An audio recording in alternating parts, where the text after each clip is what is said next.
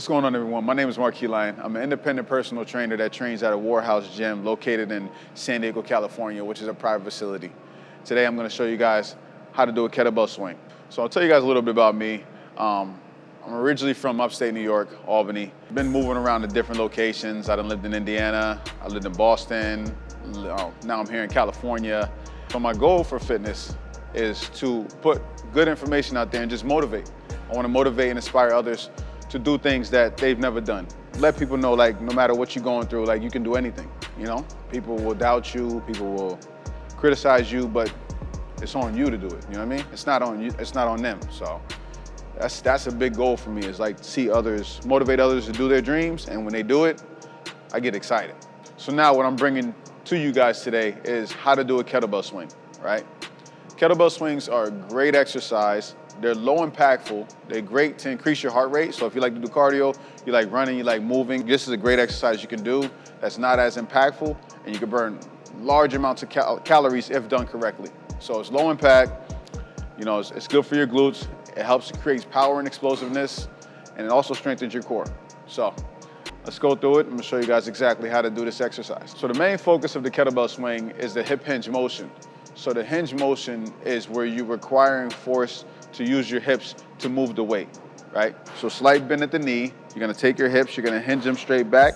A good example is, imagine you're taking your hands, you're chopping your hands back, slight bend at the knee, right? Keeping all your weight in the center of your feet. And from here, you're just hinging forward, right? You're just hinging back, take your hands, hinge your hips back, and then come forward. And then come right back up. You should feel a slight stretch in your hamstrings when you get back to that bottom position.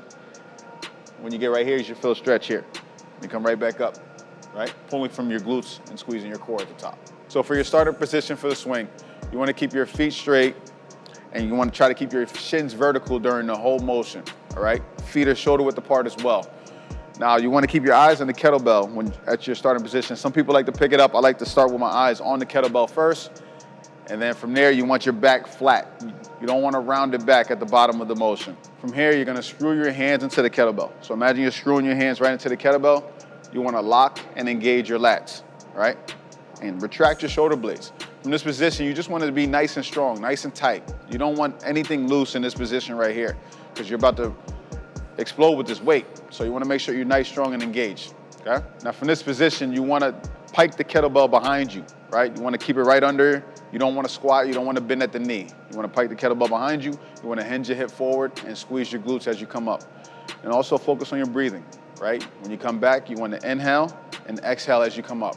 Inhale as you go back, exhale as you come up, squeezing your glutes nice and strong, all right? And also, another thing is too, always keep that core tight. You want a strong core. You don't want a weak core. You want a strong core to help strengthen that back. Last but not least, your arms.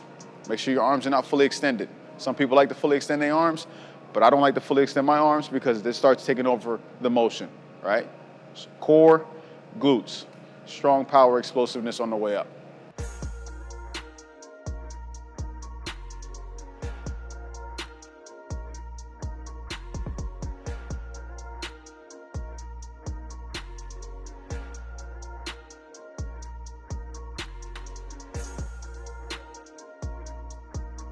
Doing them swings, man, definitely picks your heart rate up. I want you guys to give them a try. I recommend 4 sets, do 20 reps.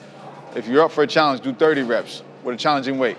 Now, let's talk to the common mistakes of the swings, right? Number one, a lot of people round their back. So try not to round your back when you're doing this. You want a nice flat back. Number two, lifting with your arms. Try not to lift with your arms. Make sure you're using your hips to produce the movement, your hips and your core. Number three, you want to make sure you're not squatting, not bending at the knee. All right, you want to keep a slight bend at the knee. All the motion, again, the movement all comes from your hips. You're producing force at your hips.